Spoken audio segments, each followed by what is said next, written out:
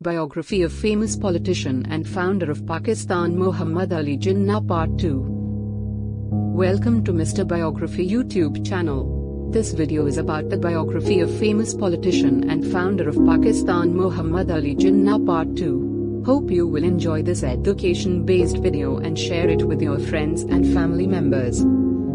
The couple's only child, daughter Dinah, was born on the 15th of August 1919. The couple separated prior to Rati's death in 1929, and subsequently Jinnah's sister Fatima looked after him and his child. Relations between Indians and the British were strained in 1919 when the Imperial Legislative Council extended emergency wartime restrictions on civil liberties. Jinnah resigned from it when it did. There was unrest across India, which worsened after the Jallianwala Bagh massacre in Amritsar, in which British Indian Army troops fired upon a protest meeting, killing hundreds. In the wake of Amritsar, Gandhi, who had returned to India and become a widely respected leader and was highly influential in the Congress, called for satyagraha against the British. Gandhi's proposal gained broad Hindu support, and was also attractive to many Muslims of the Khilafat faction. These Muslims, supported by Gandhi, sought retention of the Ottoman Caliphate, which supplied spiritual leadership to many Muslims. The Caliph was the Ottoman Emperor, who would be deprived of both offices following his nation's defeat in the First World War. Gandhi had achieved considerable popularity among Muslims because of his work during the war on behalf of killed or imprisoned Muslims. Unlike Jinnah and other leaders of the Congress, Gandhi did not wear Western-style clothing, did his best to use an Indian language instead of English, and was deeply rooted in Indian culture. Gandhi's local style of leadership gained great popularity with the Indian people. Muhammad Ali Jinnah criticized Gandhi's Khilafat advocacy, which he saw as an endorsement of religious zealotry. Jinnah regarded Gandhi's proposed satyagraha campaign as political anarchy, and believed that self-government should be secured through constitutional means. He opposed Gandhi, but the tide of Indian opinion was against him. At the 1920 session of the Congress in Nagpur, Jinnah was shouted down by the delegates, who passed Gandhi's proposal, pleading satyagraha until India was independent. Jinnah did not attend the subsequent League meeting, held in the same city, which passed a similar resolution. Because of the action of the Congress in endorsing Gandhi's campaign, Jinnah resigned from it, leaving all positions except in the Muslim League. The alliance between Gandhi and the Khilafat faction did not last long, and the campaign of resistance proved less effective than hoped, as India's institutions continued to function. Jinnah sought alternative political ideas, and contemplated organizing a new political party as a rival to the Congress. In September 1923, Jinnah was elected as the Muslim member for Bombay in the new Central Legislative Assembly. Muhammad Ali Jinnah showed much skill as a parliamentarian, organizing many Indian members to work with the Swaraj Party, and continued to press demands for full responsible government. In 1925, as recognition for his legislative activities, he was offered a knighthood by Lord Reading, who was retiring from the viceroyalty. He replied, "I prefer to be plain Mr. Jinnah." The cabinet was influenced by Minister Winston Churchill, who strongly opposed self-government for India, and members hoped that by having the commission appointed early, the policies for India which they favored would survive their government. The resulting commission, led by Liberal MP John Simon, though with a majority of conservatives, arrived in India in March 1928. They were met with a boycott by Indian leaders, Muslim and Hindu alike, angered at the British refusal to include their representatives on the commission. A minority of Muslims, though, withdrew from the League, choosing to welcome the Simon Commission and repudiating Jinnah. Most members of the League's Executive Council remain loyal to Jinnah, attending the League meeting in December 1927 and January 1928, which confirmed him as the League's permanent president. At the session, Jinnah told the delegates that a constitutional war has been declared on Great Britain. Negotiations for a settlement are not to come from our side. By appointing an exclusively white commission, Secretary of State for India, Lord Buckenhead has declared our unfitness for self-government. Buchanhead in 1928 challenged Indians to come up with their own proposal for constitutional change for India. In response, the Congress convened a committee under the leadership of Motilal Nehru. The Nehru report favored constituencies based on geography on the ground that being dependent on each other for election would bind the communities closer together. Jinnah, though he believed that separate electorates, based on religion, were necessary to ensure Muslims had a voice in the government, was willing to compromise on this point, but talks between the two parties failed. Muhammad Ali Jinnah put forth proposals that he hoped might satisfy a broad range of Muslims and reunite the League, calling for mandatory representation for Muslims in legislatures and cabinets. These became known as his 14 points. He could not secure adoption of the 14 points, as the League meeting in Delhi at which he hoped to gain a vote instead dissolved into chaotic argument. After Baldwin was defeated at the 1929 British parliamentary election, Ramsay MacDonald of the Labour Party became Prime Minister. MacDonald desired a conference of Indian and British leaders in London to discuss India's future, a course of action supported by Jinnah. 3 round-table conferences followed over as many years, none of which resulted in a settlement.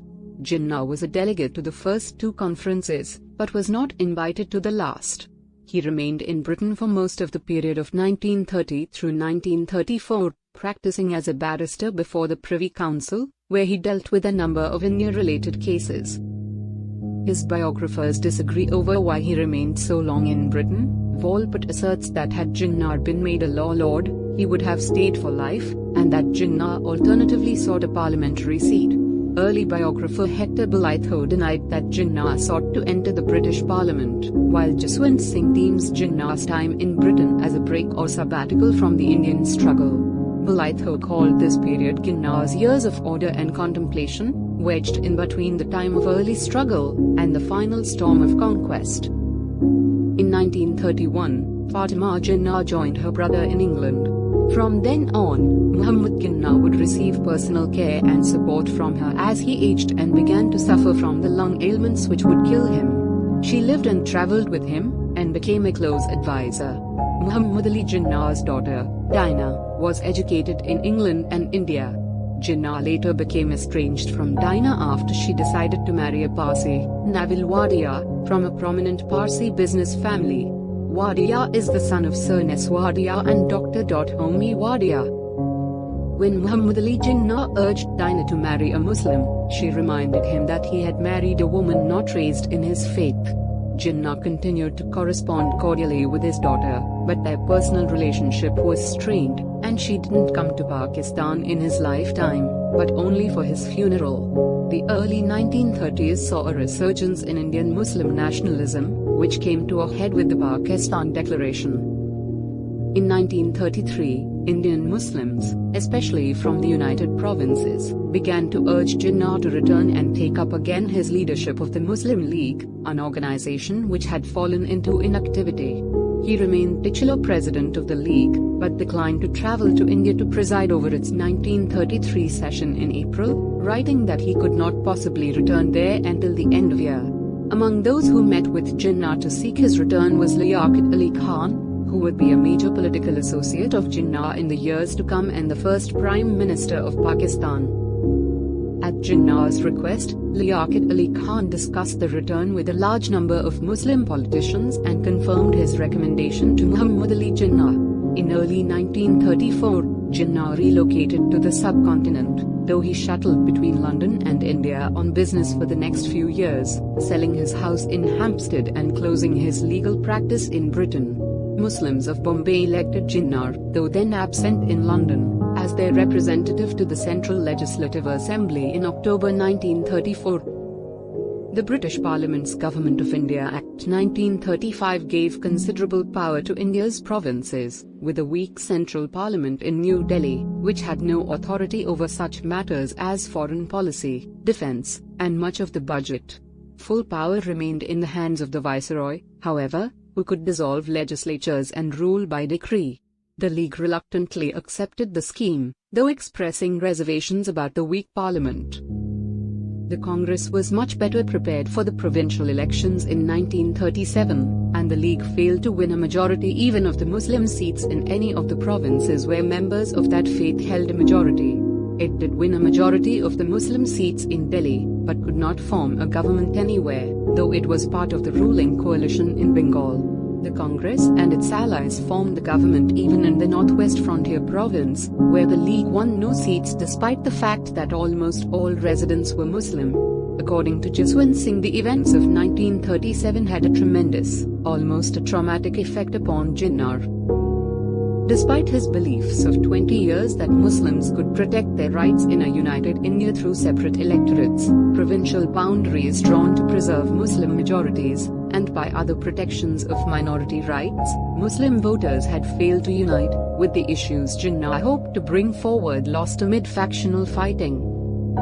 Singh notes the effect of the 1937 elections on Muslim political opinion. When the Congress formed a government with almost all of the Muslim MLAs sitting on the opposition benches, non-Congress Muslims were suddenly faced with this stark reality of near total political powerlessness.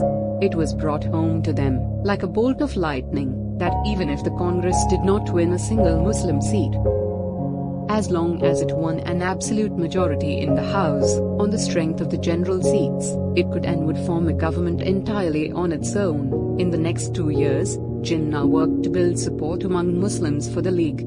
He secured the right to speak for the Muslim-led Bengali and Punjabi provincial governments in the central government in New Delhi. He worked to expand the League, reducing the cost of membership to 2 annas, 8 of a rupee, half of what it cost to join the Congress. He restructured the League along the lines of the Congress, putting most power in a working committee, which he appointed. By December 1939, Liaquat Ali Khan estimated that the League had 3 million 2 anna members. Until the late 1930s, most Muslims of the British Raj expected, upon independence, to be part of a unitary state encompassing all of British India, as did the Hindus and others who advocated self-government. Despite this, other nationalist proposals were being made. In a speech given at Allahabad to a League session in 1930, Sir Muhammad Iqbal called for a state for Muslims in British India. Chaudhry Rahmat Ali published a pamphlet in 1933 advocating a state called Pakistan in the Indus Valley, with other names given to Muslim-majority areas elsewhere in India. Jinnah and Iqbal corresponded in 1936 and 1937. In subsequent years, Jinnah credited Iqbal as his mentor, and used Iqbal's imagery and rhetoric in his speeches. Although many leaders of the Congress sought a strong central government for an Indian state, some Muslim politicians, including Jinnah, were unwilling to accept this without powerful protections for their community. Other Muslims supported the Congress, which officially advocated a secular state upon independence, though the traditionalist wing, including politicians such as Madan Mohan Malaviya and Vallabhbhai Patel, believed that an independent India should enact laws such as banning the killing of cows and making Hindi a national language. The failure of the Congress leadership to disavow Hindu communalist worried Congress supporting Muslims. Nevertheless, the Congress enjoyed considerable Muslim support up to about 1937. Events which separated the communities included the failed attempt to form a coalition government including the Congress and the League in the United Provinces following the 1937 election. According to historian Ian Talbot, the provincial Congress governments made no effort to understand and respect their Muslim population's cultural and religious sensibilities. The Muslim League claims that it alone could safeguard Muslim interests, thus received a major boost. Significantly, it was only after this period of Congress rule that it took up the demand for a Pakistan state. Balraj Puri in his journal article about Jinnah suggests that the Muslim League president, after the 1937 vote, turned to the idea of partition in sheer desperation. Historian Akbar S. Ahmad suggests that Jinnah abandoned hope of reconciliation with the Congress as he rediscovered his own Islamic roots, his own sense of identity, of culture and history, which would come increasingly to the fore in the final years of his life. Muhammad Ali Jinnah also increasingly adopted Muslim dress in the late 1930s. In the wake of the 1937 balloting, Jinnah demanded that the question of power sharing be settled on an all-India basis, and that he, as president of the League, be accepted as the sole spokesman for the Muslim community. There is only one way out. Muslims should strengthen Jinnah's hands. They should join the Muslim League. Indian question, as is now being solved, can be countered by our united front against both the Hindus and the English. Without it, our demands are not going to be accepted. People say our demands smack of communalism. This is sheer propaganda. These demands relate to the defense of our national existence. The United Front can be formed under the leadership of the Muslim League, and the Muslim League can succeed only on account of Jinnah. Now none but Jinnah is capable of leading the Muslims. The well-documented influence of Iqbal on Jinnah, with regard to taking the lead in creating Pakistan, has been described as significant, powerful, and even unquestionable by scholars. Sir Iqbal has also been cited as an influential force in convincing Jinnah to end his self-imposed exile in London and re-enter the politics of India. Initially, however, Iqbal and Jinnah were opponents, as Iqbal believed Jinnah did not care about the crises confronting the Muslim community during the British Raj. According to Alekum, this began to change during Iqbal's final years prior to his death in 1938. Iqbal gradually succeeded in converting Jinnah over to his view, who eventually accepted Iqbal as his mentor. Alekum comments that in his annotations to Iqbal's letters, Jinnah expressed solidarity with Iqbal's view that Indian Muslims required a separate homeland. Iqbal's influence also gave Jinnah a deeper appreciation for Muslim identity. The evidence of this influence began to be revealed from 1937 onwards. Jinnah not only began to echo Iqbal in his speeches, he started using Islamic symbolism and began directing his addresses to the underprivileged. Alekum noted a change in Jinnah's words. While he still advocated freedom of religion and protection of the minorities, the model he was now aspiring to was that of the Prophet Muhammad, rather than that of a secular politician. Alekum further avers that those scholars who have painted that later Jinnah as secular have misread his speeches, which, he argues, must be read in the context of Islamic history and culture. Accordingly, Jinnah's imagery of Pakistan began to become clear that it was to have an Islamic nature. This change has been seen to last for the rest of Jinnah's life. He continued to borrow ideas directly from Iqbal, including his thoughts on Muslim unity, on Islamic ideals of liberty, justice and equality, on economics, and even on practices such as prayers. In a speech in 1940, 2 years after the death of Iqbal, Jinnah expressed his preference for implementing Iqbal's vision for an Islamic Pakistan even if it meant he himself would never lead a nation. Jinnah stated, "If lived to see the ideal of a Muslim state being achieved in India, and I was then offered to make a choice between the works of Iqbal and the rulership of the Muslim state, I would prefer the former." On the 3rd of September 1939, British Prime Minister Neville Chamberlain announced the commencement of war with Nazi Germany. The following day, the Viceroy, Lord Linlithgow, without consulting Indian political leaders, announced that India had entered the war along with Britain. There were widespread protests in India. After meeting with Jinnah and with Gandhi, Linlithgow announced that negotiations on self-government were suspended for the duration of the war.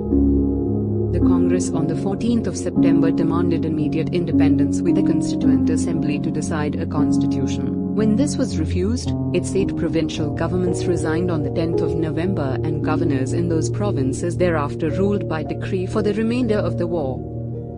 Muhammad Ali Jinnah, on the other hand, was more willing to accommodate the British, and they in turn increasingly recognized him and the League as the representatives of India's Muslims. Jinnah later stated, "After the war began, I was treated on the same basis as Mr. Gandhi. I was wonderstruck why I was promoted and given a place side by side with Mr. Gandhi. Although the League did not actively support the British war effort, neither did they try to obstruct it." With the British and Muslims to some extent cooperating, the Viceroy asked Jinnah for an expression of the Muslim League's position on self-government, confident that it would differ greatly from that of the Congress. To come up with such a position, the League's working committee met for 4 days in February 1940 to set out terms of reference to a constitutional subcommittee. The working committee asked that the subcommittee return with a proposal that would result in independent dominions in direct relationship with Great Britain where Muslims were dominant.